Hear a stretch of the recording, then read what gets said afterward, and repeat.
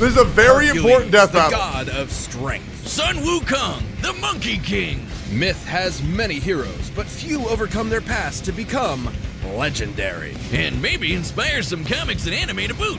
He's Wiz and I'm Boomstick. And it's our job to analyze their weapons, armor, and skills Wukong clears so easily, it's insane. to find out who would win Hercules a death would battle. get. I believe Sun Wukong has a form where he like transforms into Buddha, and the form is like Buddha, the man who wins every fight, even if he loses, or some dumb shit. He's I the believe man, Wukong is the OP myth, as. the legend. He's Hercules. Stories of Hercules exist in many iterations, but we'll examine the earliest known accounts, the legend of Heracles. No Disney Zero to Hero, just the classic Greek myth. And like most ancient Greek stories, it began with Zeus being a total creep. The god of thunder Boom. did his thing with a princess by disguising himself as her husband, Boom. Oh, what the hell, man? and thus a demigod was born, who was named 𝙀𝙑𝙋𝘼𝙔. But Hera was pretty pissed Zeus had cheated on her yet again, so 𝙀𝙀𝙔𝑋's human parents renamed him in Yeah, I'll be real. Hercules low-key sucks. her honor. Yep, Heracles means glory to Hera. Too bad she had already made up her mind though, and that kid was gonna pay. The child would need some way to survive Hera's wrath, so the goddess of heroes carried out a plan that was, frankly, insane. Athena tricked Hera into nursing the baby Heracles, and her milk gave him supernatural strength What the unbound, fuck? even beyond many of the gods themselves. Creepy So ass little strong boy. that he hurt her and caused her to spray milk all over the place like a boob sprinkler, which in turn created the galaxy. Yep, that's why we call it the Milky Way. Shut the fuck Oh up. god, I'm never eating one of those candy bars again. With his godlike power, Heracles became a fierce warrior trained by the finest instructors in all of Greece. Unfortunately, he wasn't without problems. While he was a natural at boxing, wrestling, fencing, and so much more, he struggled in the arts. He even had a fit and accidentally killed his music teacher. Little did Heracles know this was a sign of the tragedy to come. Many years later, as his name began to be synonymous with the term hero, he murdered his wife, Princess Megara, and their sons. Yeah, Why Hera he do had that? magically driven him into a kill frenzy rage, but that didn't excuse it for Herc. His guilt was there. Desperate to atone, he sought guidance from the Oracle of Delphi and learned his path to redemption. He would submit himself to King Eurystheus and perform for him 10 grueling labors. The guy was a D-bag, but Herc did what he had to, and through his struggles built a killer arsenal. For his first labor, he was tasked with slaying a lion whose hide could not be pierced by any blade. Yeah, So just Herc punch it. just beat the lion to death with his bare hands Just hit it. and took the pelt as armor for himself. He defeated a flock of metal, man-eating birds with cortalas so loud no living thing could bear the noise. He battled a multi-headed hydra, cauterizing its necks after each decapitation so the heads would not grow back. A lot of sliced off heads meant a lot of blood spilled. Should've just and punched her Hydra in the blood heart. is extra poisonous. Even gods fear it. So Herc dipped his Like, arrow am I crazy? For these hydras, just go for the heart, man. Why do every head? Just shoot it in the heart one time. arrows in the stuff for later use. it's over. Like when he used them to take out centaurs, titans, and even the sun. Sort of. The details of the smith differ, but How you know it has one heart? Okay, let me Google it. It's only one. Heart of a hydra. It's only one. RuneScape told me. in some versions, Heracles was so fed up with the desert heat, he fired an arrow at the sun, the physical embodiment of the god Helios. I Yeah. guess that's one way to cool off. Take that, global warming. To reach the sun, his arrow would have to fly 90 times faster than light. Yeah, but that's the really maximum fast, draw weight of though. a typical recurve bow is about 40 pounds, shooting Are an we arrow tracking that that's 300 really feet per fast? second. Shooting one faster than light would require strength incomprehensible to mortals such as us. Anyway, Herc completed his labors, but the king was a sore loser and axed 2 of them for cheating. Because Herc was a lot more clever than he expected. Heracles received 2 more tasks, one of which required he retrieve the golden apples of Hesperides, which ironically originally belonged to Hera. As part of his plan, Heracles would temporarily take on the role of the Titan Okay, Atlas why he as keeps saying Heracles and not Hercules? bearer of the heavens. It's starting to piss me That off. sounds exhausting. More than you think, dummy. While modern art often portrays Atlas carrying a globe, the Greeks perceived his burden as a celestial sphere. This would mean Heracles supported the weight of not just the Earth, but the whole universe. Like, I'm holding up this entire show. The common view of the time was that the universe was endless. Even chaos, the primordial origin of everything, was boundless. Meaning, Hercules held up the weight of conceptual infinity. Luckily, Herc's got one hell of a drive to persevere and to make amends. Like when he met King Admetus, he got to party it up and was too drunk to realize the king. Okay, so I want you to just break this down for me here, guys. So the universe, would we agree or disagree with this next comment? The universe is infinite. How the fuck does anybody believe that we are the only life form in the infinite universe? We don't know. On that same note, why are we so hesitant to believe that we in this universe have been created by a giant man larger than the whole universe, like a scientist puts amoebas under a microscope? What if there's just a really big guy? You see what I'm saying?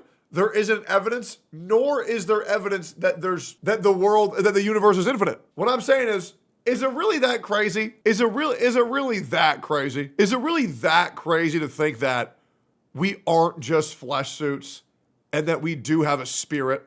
Is it really that crazy? There's also a theory where the universe is just a hallucination of your brain. It's called Boltzmann brain. I don't even want to look into that, bro. You have no proof that I didn't have sex with your mom. I checked her pussy. Hell no.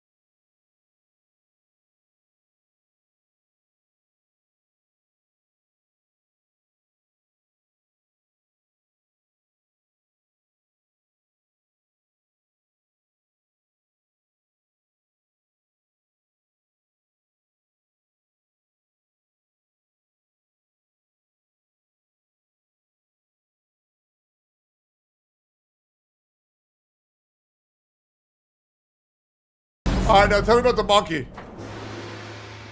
There once was a mighty monkey warrior, born of a mystic stone from the energy of the sun and moon. Upon birth, he graciously bowed to the cardinal directions and Shot lasers from his eyes! Strap in, folks, this one's a doozy. This monkey soon befriended a band of other primates and rather narcissistically named himself their handsome monkey king. But after a few centuries of monkeying about, he got a taste of the dreaded midlife crisis. No. You see, the Monkey King was fierce and brave, yet he feared death. So he ventured to new lands in search of immortality. Turns out he'd find a lot of it. Training under the Taoist master 𝙀𝙓𝙋𝘼, he earned his first method of immortality and a new name. He would be the Monkey Awakened to the Void, spoken as Sun Wukong. He also learned a bunch of magic. He can ride clouds, make thousands of clones, heal from fatal wounds like decapitation, and transform into basically anything. A bird, some vapor, a pitchfork, even an incredible fighting temple. With his famous cloud somersault, he could traverse the world at incredibly high speed. At first, a single somersault could carry him 108,000 li, li being a traditional Chinese unit equal to about 500 meters, making one somersault move 54,000 kilometers per second. Fast enough to circle the entire Earth in one leap. And he'd only get faster from there. Monkey would do whatever it took to prove he was the best of the best. When fighting the mighty deity Prince Nocha, his foe transformed into a more powerful visage with 3 heads and 6 arms. But Sun was like, hey, I can do that too, and then did just that. Sun Wukong eventually returned to his simian subjects, and with his newfound power, amassed a veritable army. However, he felt no weapon in their arsenal suited him. So he barged into the Dragon King's palace and demanded he hand over a weapon worthy of a king who could match the power of heaven. Yeah, Sun was pretty full of himself, but he wound up taking a pillar originally designed to measure the depths of the ocean. What seemed like a worthless rod to the Dragon King was actually the perfect weapon for Wukong. Weighing nearly 8 tons, the Rui Jingu Bang can change size at his whim. It can shrink to the size of a needle or grow long enough to pierce the heavens. The same heavens that got... I wish Goku would still use his fucking staff, man. That shit was so awesome in Dragon Ball. Like, bro, why do you have to get rid of that shit? Pretty mad with Sun after he crossed his name out of the Ledger of Death, making himself double immortal. Wait, how does that work? And even more mad when he demanded to be formally acknowledged as the great sage equal to heaven. Okay, we've got a headstrong goofball who quickly masters new powers and wants a fancy title. This is just shonen anime. Now, the Monkey King may have lashed out, but it was because when he requested a place in heaven, a place he truly believed he deserved, the Jade Emperor's court reduced him to a stable boy. Beneath all his antics, No. what Sun wanted most was to prove himself. Even with all the shenanigans, the Jade Emperor remained cautious and willing to placate Wukong. By making him the watchdog of the Garden of Immortal Peaches. He totally ate that shit, didn't he, Wiz? Oh yeah, Wukong got hammered, ate most of the peaches, ran around the Jade Palace in a fit, and found 5 gourds of immortality pills, which he promptly swallowed. All of them. Okay, so that makes how many layers of immortality now? I'd say a few 100,000 if you count each individual peach and pill. When he sobered up, he knew he was in serious trouble. So naturally, he prepared for war. Wow, that escalated quickly. What are they gonna do? Kill him? So the Monkey King proved too strong for heaven. He battled all their best fighters and even matched 𝙀𝙓𝙋𝘼𝙉𝘿 blow for blow in an epic battle of transformations. He's that guy with the third eye. And heaven's greatest holy war. Yeah, bro, Yet you no doing matter mackerel? 𝙀𝙗's form, Wukong always had Holy a counter. mackerel. Until Lao Tzu threw in a convenient plot MacGuffin that captured the monkey. But even with Wukong in chains, heaven had a problem. He just wouldn't die. Lightning, fire, even Lao Tzu's de-immortalizing furnace just made the monkey stronger. Now, Wukong is not invincible. He has been hurt by the scorpion demoness's poison, which could even harm the Buddha, an awakened divine being liberated from the cycle of life and death entirely. Now tell me, how painful is that? Pain is all in the mind, and I am absent of mind. Oh God, oh no, I was wrong. It's bad, it's really, really, really bad. Oh God, make it stop. Ugh. Good one. But even after all that, Sun had one more challenger to contend with.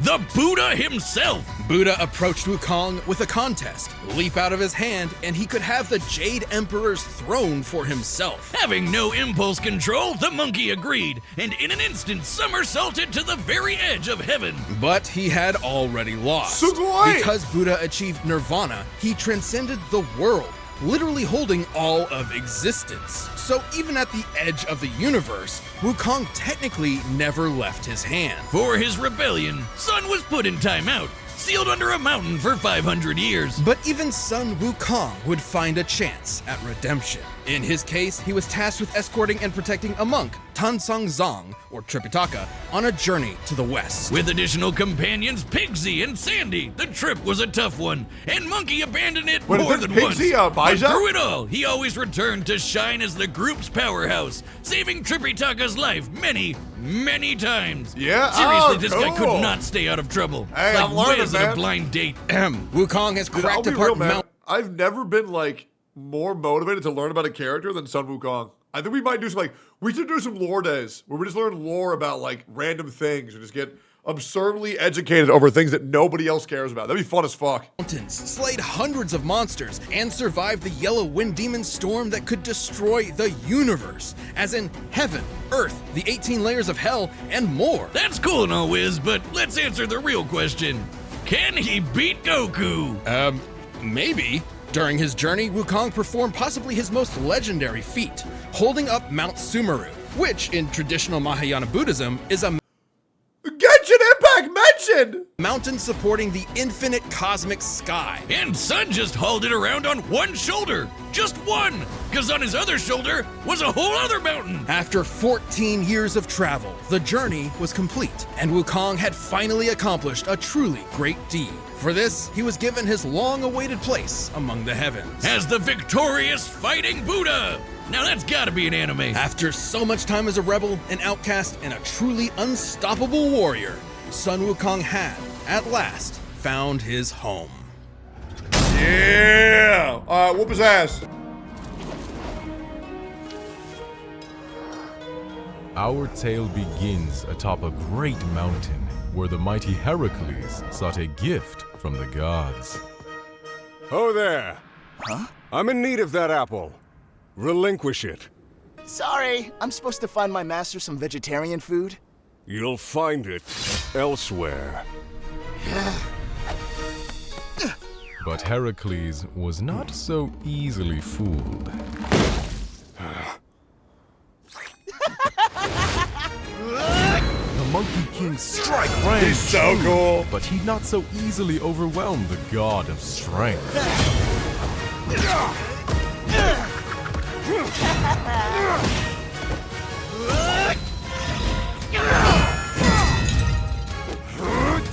Already bitched. I'm Hercules! Dodge it. Nah, hell nah. He would have dodged.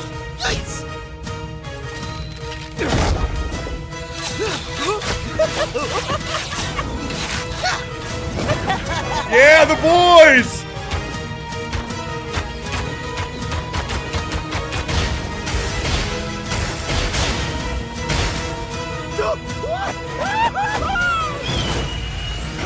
Yes, sir. He can do that. Die, demon! Agony! Agony!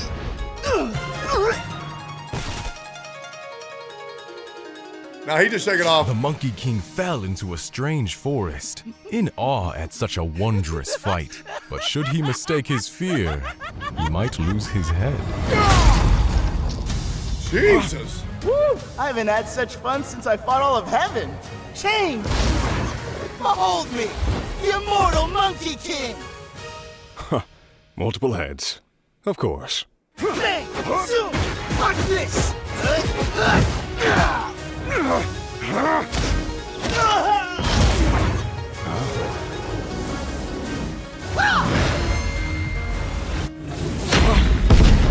Oh my God!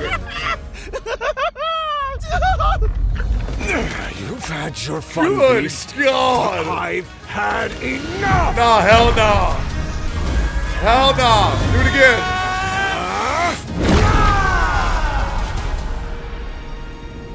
In heavens above, the gods witnessed their earthbound selves. Was that the Sheba? And so joined in battle. The god of strength mustered the heart of Olympus, while the great sage harnessed power equal to heaven. Thus, the Monkey King emerged victorious! Wow, would you look at that? Nice. I struck him so hard he was reduced to nothingness. With a formidable foe slain, stricken against the mountain's breast, so Nobody's ends our surprised. great tale of East and West. He carried Sumeru on. I'm telling you, bro. Monkey always wins. Ba-da-da-da-da-da-da-da-da-da.